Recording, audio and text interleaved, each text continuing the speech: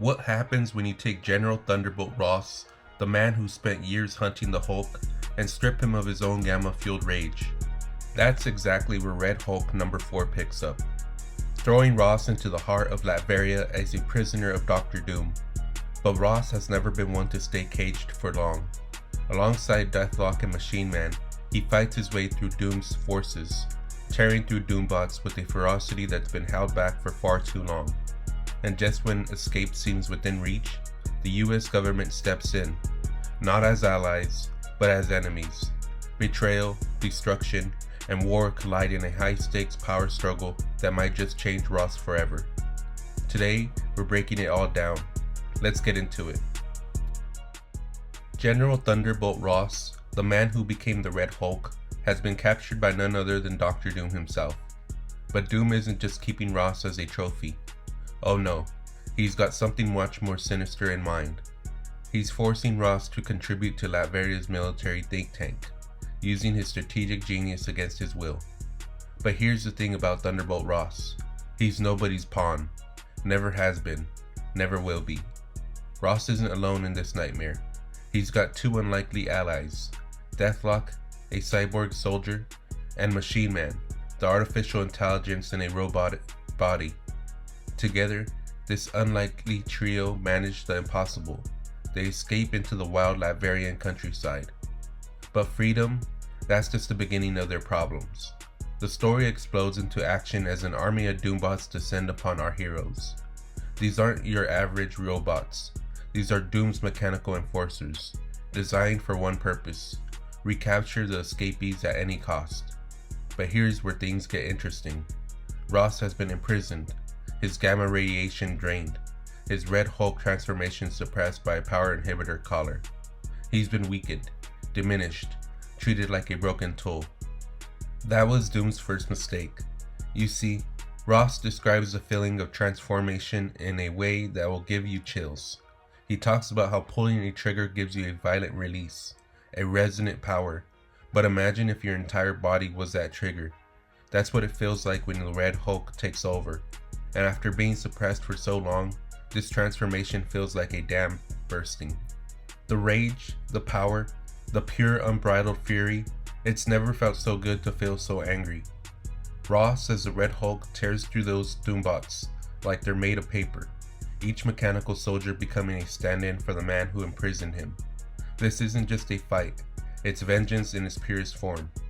While Ross is painting the battlefield red, Deathlok and Machine Man emerge from the rubble of a nuclear explosion. Yeah, you heard that right. Machine Man called in a nuclear strike to give them the edge they needed. Machine Man, being the tactical genius he is, immediately starts monitoring the communications. The nuclear blast has gotten the world's attention, and that's exactly what they needed. Deathlok makes the call. They're putting all their chips on the US Air Force. Machine Man broadcasts on encrypted military channels with a desperate plea. This is Machine Man speaking on behalf of General Thunderbolt Ross. We are prisoners of war in Latveria requesting immediate extraction. But the response they get is not what they're hoping for. The military can't engage with Latveria. They need to get across the border first. International politics, even in the middle of a crisis. That's when the Doombots deliver their most chilling message. They don't just threaten Ross, they reveal the terrifying scope of Doom's influence. You are but one man, Thunderbolt Ross, and we are many. We will keep coming, not just here in Latveria, but across the world. We are everywhere, because Doom is everywhere. This isn't just about escaping a prison anymore. This is about a global conspiracy. A world where Doom's influence has spread like a virus into every corner of international power. But Ross, he's got news for these mechanical puppets. His anger has found its color, and that color is red. Machine Man shows his own brand of brilliance, redirecting the Doombots' electrical attacks back into their systems, frying them from the inside out. Deathlok rallies the team. Backup is coming, and they need to move. Ross, now fully transformed and more powerful than ever, hoists both his allies and delivers a promise that they'll make your blood run cold. We're rallying our forces and burn this country to the ground, until Latveria is nothing but blood and cinders. But here's where the story takes its most devastating turn. They make it across the border. The cavalry arrives. The US Air Force helicopters descend like metallic angels. Freedom is within reach. Except it's not. The colonel who steps out doesn't salute Ross. That's the first red flag. Then comes the bombshell that changes everything. Ross is in violation of United States treaty with Latveria. Under international law, he's to be detained. Ross's response is immediate and explosive. Literally, he hurls debris at the approaching helicopter. His fury reaches nuclear levels.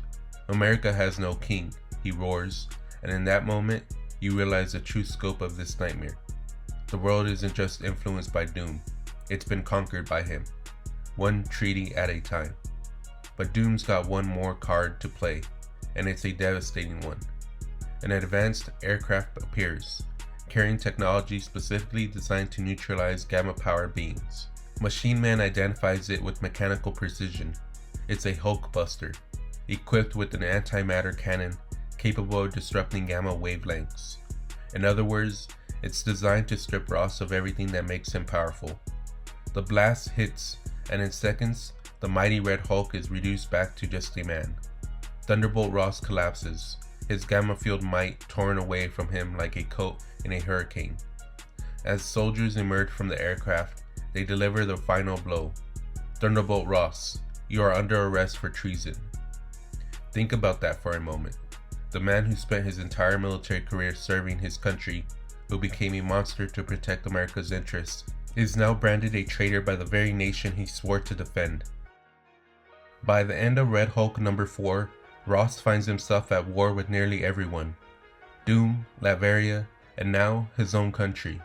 After tearing through waves of Doombots, escaping captivity, and calling in a nuclear strike, Ross should have been on his way home.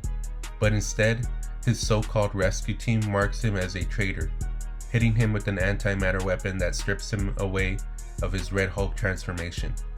With the US Air Force branding him an enemy of the state, Ross is forced to decide.